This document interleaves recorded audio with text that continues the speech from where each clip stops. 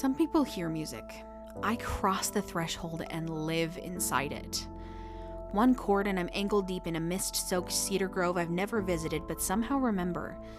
Another chord and the canopy tilts gold like a forgotten 70s postcard. Lyrics are optional. What grabs me is the texture of sound itself, the way each note brightens or darkens the air until a full-blown dreamscape snaps into focus. We know music is supposed to stir emotion.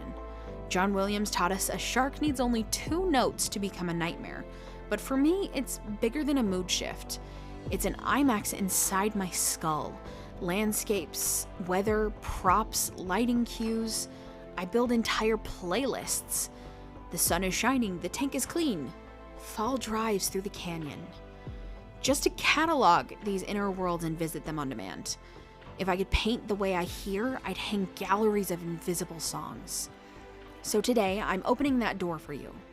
Step in, let's wander the forests, galaxies, and velvet-draped parlors that live between the headphones, and figure out why some of us don't just listen to music, we enter it.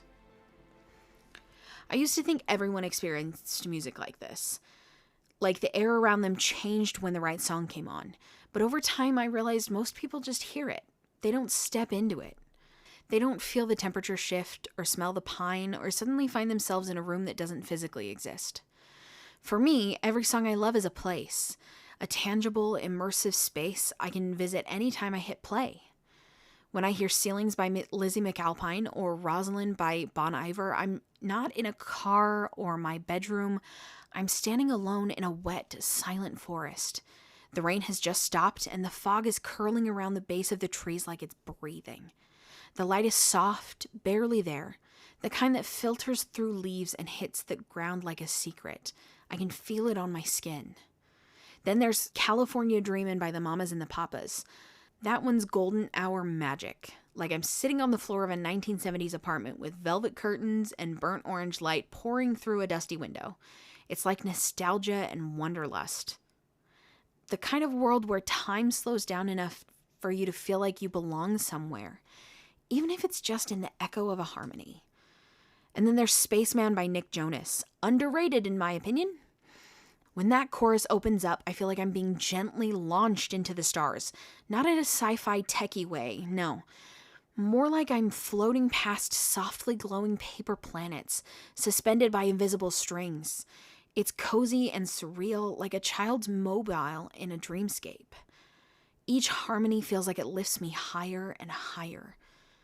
These aren't daydreams, they're dreamscapes, fully rendered, consistent, immersive worlds that build themselves in my mind with every note and every beat.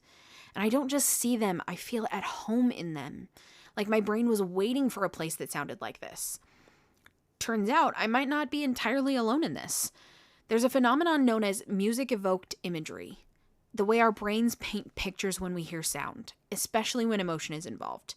Studies have shown that the more vivid your imagination and emotional responsiveness, the more likely you are to see scenes, shapes, or even full-blown visual narratives while listening to music.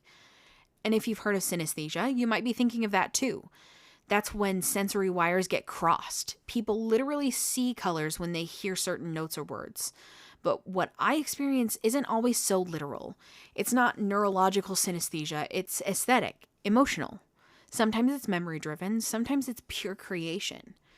Some researchers call it visual imagery in response to music, while others frame it more spiritually, as a kind of meditative or altered state. That's personally the one I feel like I relate to the most. But whatever it is, it seems to live in the same space in our brains as daydreaming, storytelling, and memory. It's the mind's way of taking sound and making it felt. That makes me feel seen. Because this isn't just about having a big imagination.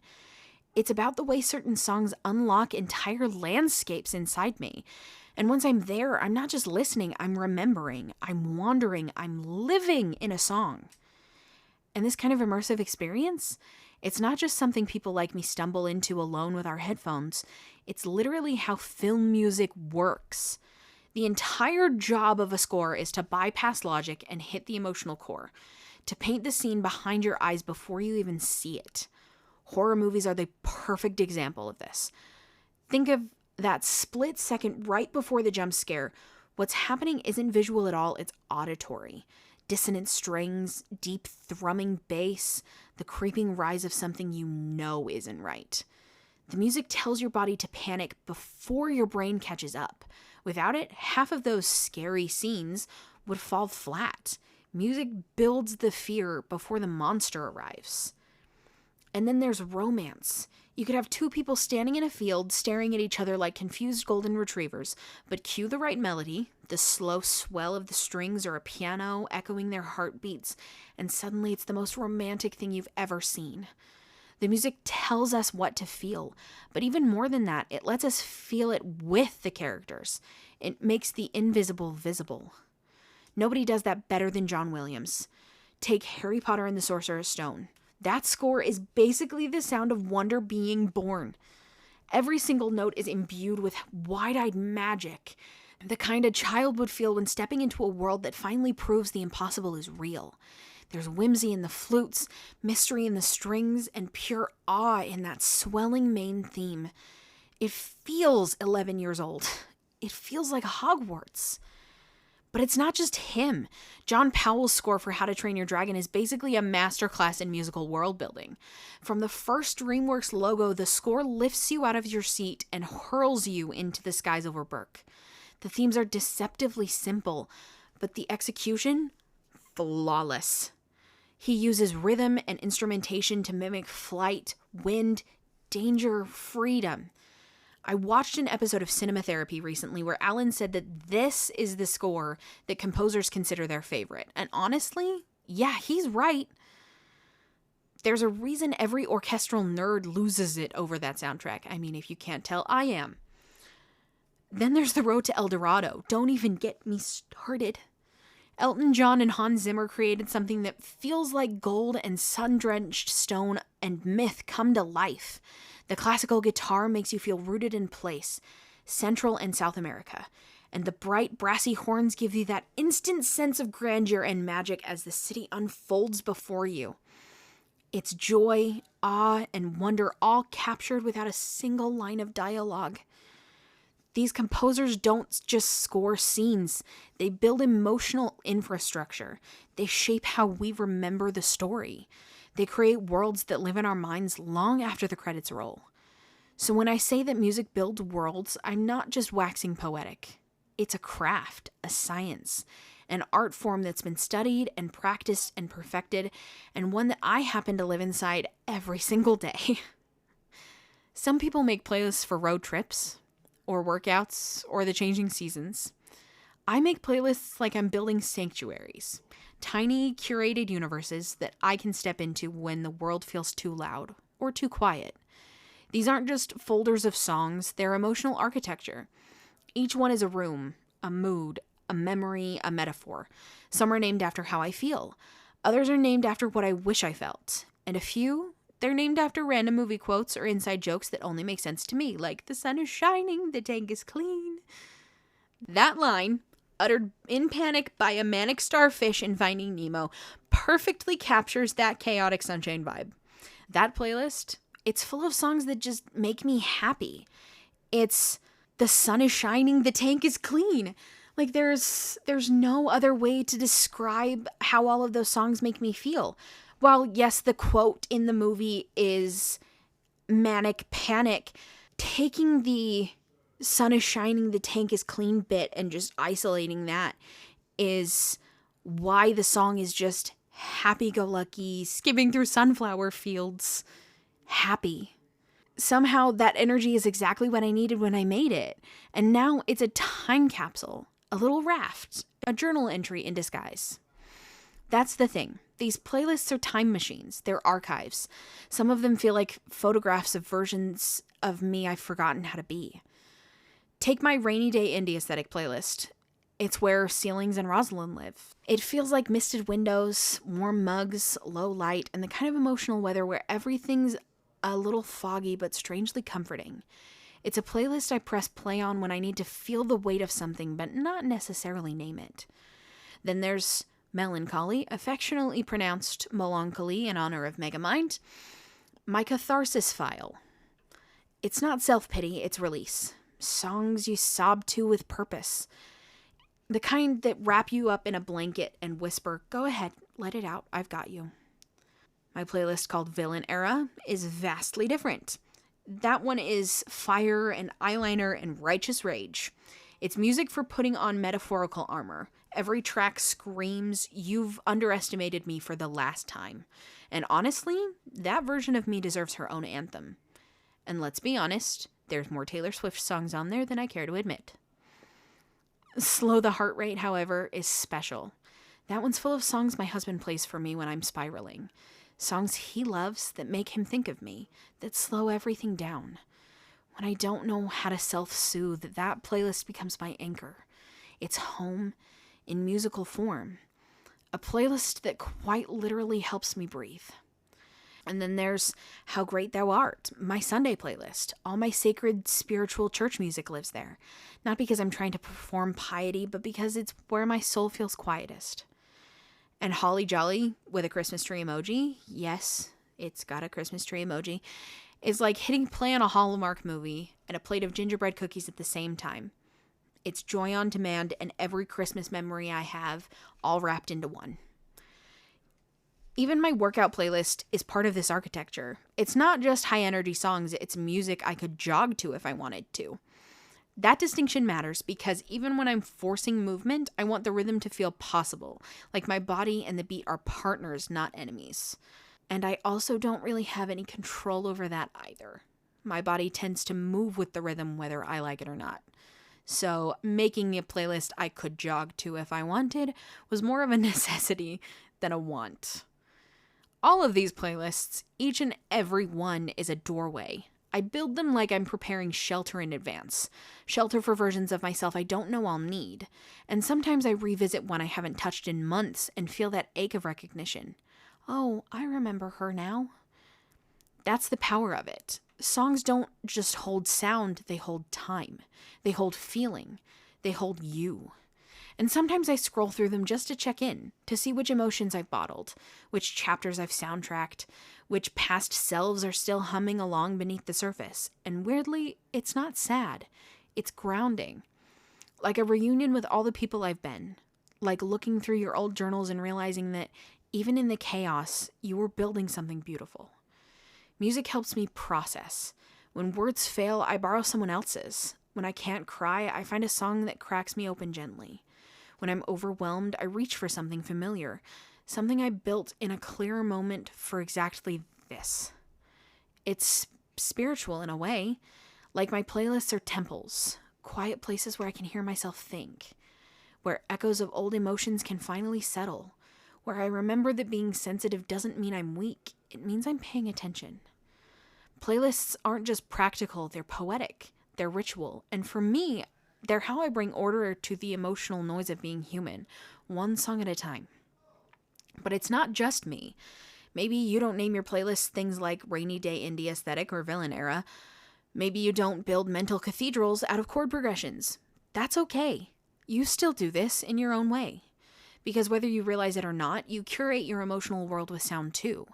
Maybe for you, it's that vibes playlist you put on during dinner, or the 2000 throwback mix that you blast in the car when the week's been hell. Maybe it's not even a playlist at all. Maybe just a mental association. Like how the opening chords of a certain song make you think of a senior prom, or your first heartbreak, or the time you danced barefoot in the kitchen at 2 a.m. Even if you've never made a playlist in your life, you felt what I'm talking about. That moment when a song comes on and your whole body reacts before your brain does. That feeling of this is what I needed and I didn't even know I needed it. That's not random. That's your brain doing what it's wired to do. Finding patterns, tagging memories, layering emotion over sound like a film score. Think about it. You don't remember what you had for lunch 2 weeks ago, but you remember the exact lyrics to a song you haven't heard in years. You remember where you were when you heard it. You remember who you were.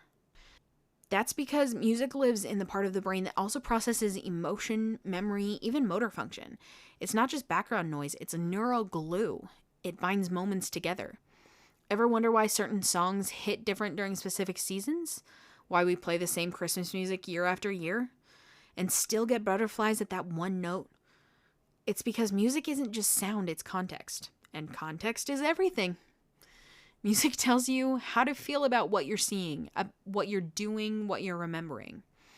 It fills in the emotional blanks, and in a world that's often chaotic and unfiltered, music gives us emotional subtitles. It helps us process what the moment means. That's why playlists are so powerful, even if they're casual, even if they're called Songs to Pet My Dog To, or Crying in the Club. It doesn't matter how silly or serious they are. What matters is that they give your feelings shape. They give your story a score. And that act of choosing a song, creating a vibe, crafting a feeling, that's art. That's storytelling. That's you saying, here's what this moment feels like. Here's how I want to experience it. Here's who I am right now. It's incredibly human. So no, you don't have to build entire dreamscapes in your mind to be doing something sacred with sound. You just have to feel something and let music hold it for you. Music is one of the only art forms on earth that feels instantly personal to almost everyone. And what makes it so powerful, what makes it magical, is that it doesn't have to be serious to matter. For some people, music is a soft place to land. For others, it's energy in a bottle. And for some, it's comedy, it's absurdity, it's joy. Have you ever seen a playlist called My McDonald's Order, where the song names literally read like a fast food receipt? Or songs that make me feel like a Victorian ghost in a lavender field, or crying while slaying. These aren't just playlists, they're personality compasses, moods in motion. Even the most ridiculous songs have power. What does the Fox say in Gangnam Style weren't just chart toppers, they were culture. They brought people together in laughter and chaos. Songs like Half Horse, Half Man by On Company Time, which I have been obsessed with, and if you haven't heard the song, go listen to it now. I mean, after you're done listening to this episode, of course, are objectively unhinged, and yet they slap harder than they have any right to, and that's the brilliance of it. Artists like Bo Burnham, Weird Al, and creators like Rhett and Link, they understand this at a deep level, that music can be a joke and a mirror, that it can poke fun at the world and still carry melody, rhythm, and craftsmanship. Comedy music isn't less than, it's art in a funhouse mirror. And sometimes that reflection is more honest than the serious stuff. That's what I love about music. It's not precious, it's not rigid, it bends to meet you where you are. If you need a cinematic soul-splitting string arrangement, cool. If you need a song about a man-horse hybrid galloping through the workplace, also cool. If you need to scream sing Mr. Brightside at the top of your lungs at a karaoke night with strangers, the universe wants that for you. Music is for everyone. You don't have to understand it the way you might with an impressionist painting or a contemporary dance piece. You don't need background knowledge. You just need a heartbeat, a rhythm, a moment. Which is another reason why I think the band Sleep Token is so big right now. They're encapsulating that moment, that heartbeat that so many people crave and putting it into words that no one else feels like they can. It's revolutionary what they're doing with all of their music. They genre jump all over the place. They don't stick to one thing. And the guy who does the composition and the lyrics is an absolute musical genius. He knows how to capture the feelings everyone has been trying to say for years and say them out loud. That emotion that everybody feels with music, it's not just a solo experience. Music touches nearly every form of art. It enhances storytelling in movies. It fills the negative space in Twitch streams and YouTube edits. It's baked into the bones of theater. Sometimes it is the theater. Musicals are literally stories told through music. It sets the tone, the pace, the mood, the moment. It amplifies everything. That's why I love music so much. That's why I feel so deeply connected to it. Not just individual songs, but the concept of music itself. It's the one thing in the world that can feel like it was made just for me, even though I know it was made for everyone. It's shared and sacred all at once. And yeah, I could sit here and talk about music theory. I could break down why a key change hits so hard, or how a chord progression can build tension until it practically vibrates through your chest. And I love that stuff, but honestly, sometimes I love music just because it exists. Because no matter where I am, or who I'm with, or what I'm feeling, there's a song that fits. A song that sees me. Even if I haven't found it yet. And maybe, just maybe, music is that one place in this chaotic, confusing world where I always feel understood. And the thing is, music doesn't just live inside me, it lives inside all of us. It always has. We have literal prehistoric evidence that humans have been creating and responding to music for tens of thousands of years. Archaeologists have uncovered flutes carved from bird bone and mammoth ivory in Germany's Swabian Jura caves, dated between 43,000 and 35,000 years ago. Some even believe a Neanderthal flute found in Slovenia could be over 60,000 years old. Let that sink in. Before the written word, before the wheel, there was melody. The oldest known written piece of music, the Hurrian hymn number 6, inscribed in cuneiform around 1400 BCE in a clay tablet in ancient Syria. We can still play it today. A song that outlived empires, outlasted gods.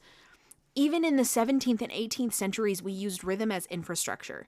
Drummer boys marched soldiers in time. Music kept armies moving together, hearts beating in unison. My husband still remembers this from basic training. When we went to his basic training graduation, we heard them singing songs before we even saw the formation. Those marching cadences echoing over the bridge like a pulse, like thunder, like something alive. It gave me chills and was one of the most beautiful things I've ever experienced in my life. That's what rhythm does. That's what melody does. It synchronizes us, not just metaphorically, literally, neurologically. Studies have shown that rhythm can regulate heartbeats and brainwaves, that melody triggers dopamine, that music therapy can reach patients with Alzheimer's or trauma even when language fails. We are wired for this. Music is not just decoration, it's survival, communication, memory, emotion, identity. Music is so ingrained in us, it's almost more primitive than language, says neuroscientist David Sulzer. It's why we cry at string quartets and laugh at parody songs. It's why we fall in love with movie scores and cling to the one song that got us through high school. It's why you can go anywhere in the world and find something that resonates. Music is humanity made audible. So yes, my relationship with music is uniquely personal, deep, overwhelming. But it's also communal. It's ancestral. It's biology and memory and magic all tangled together in melody. No wonder it feels like home.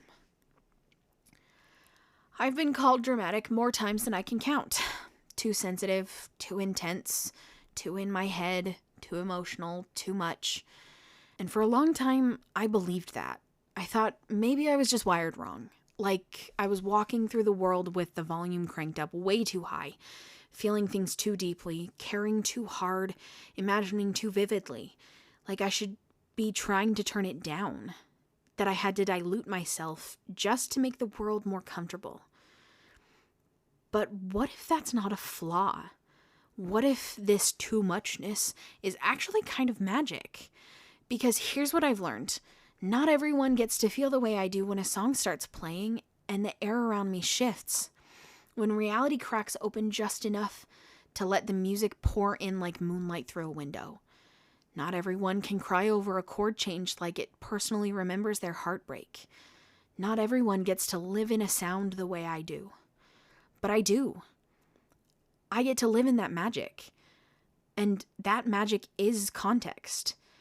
It's not just that I'm being emotional, it's that music gives me a lens, a frame for what I feel.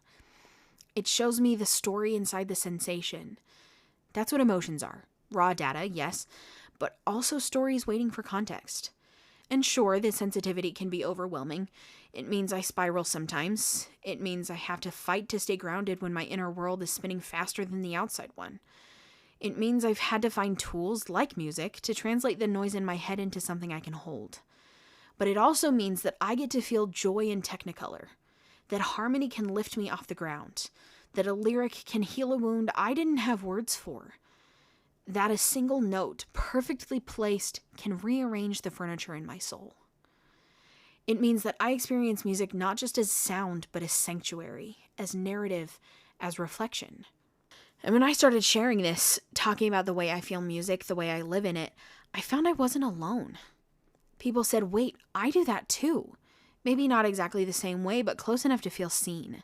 There's something so powerful about that moment when you realize you're not the only one who sees the world like this.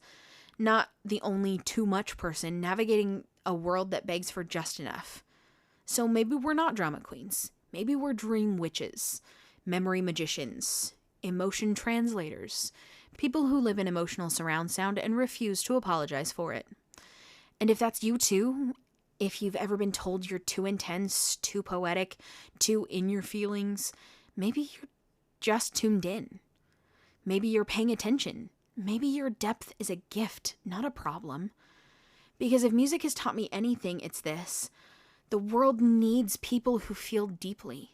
People who notice the tone before the words. Who sense the shift in mood like weather. Who use music as a map back to themselves. Big feelings aren't baggage. They're evidence of life. So yeah, maybe I'm a drama queen. But let me wear the crown. Maybe I'm a dream witch. Then let me cast spells with every playlist and every metaphor. Let me keep turning heartache into harmony. Let me stay too much. Because in a world that's always asking us to shrink, feeling deeply is a rebellion, and it's also the most honest kind of context we've got. In the words of Dove Cameron, if you say I'm too much, baby, go find less. So now I want to ask you something. What does music feel like to you? Not what kind of music do you like or what's your favorite genre. I mean, what does it feel like? Where does it take you? What does it look like in your mind? What memories does it stir up before you even realize it's happening? Maybe for you, music isn't a forest or a star field. Maybe it's a childhood bedroom or the front seat of your first car. Maybe it's the song your mom used to hum while folding laundry or the track that got you through the worst year of your life. Maybe it's church or summer or heartbreak or healing. Or maybe it's not emotional at all. Maybe it's just fun. Maybe it's blasting throwbacks with the windows down. Maybe it's dance music and bad decisions. Maybe it's laughing with your best friend as you try to sing karaoke and realize you don't know any of the words. And that counts. All of it counts. Because music doesn't have to be profound to be personal. It doesn't have to make sense to anyone else. It just has to mean something to you. So think about it. What would your playlist say if they could talk? What moods are they holding? What feelings are tucked between the lyrics and the melodies? Do you make them for yourself, for someone else, for the person you're becoming? Maybe you've never thought about music this way before, or maybe you've always felt this, quietly, and didn't have a name for it. Either way, you're not alone. I think most of us are walking around with little soundtracks playing in the back of our minds. Some loud, some quiet, some stitched together from heartbreak and hope, and those moments when you needed to feel something but didn't know how to say it. So here's your invitation. Go make that playlist. Revisit that one song you used to play on repeat.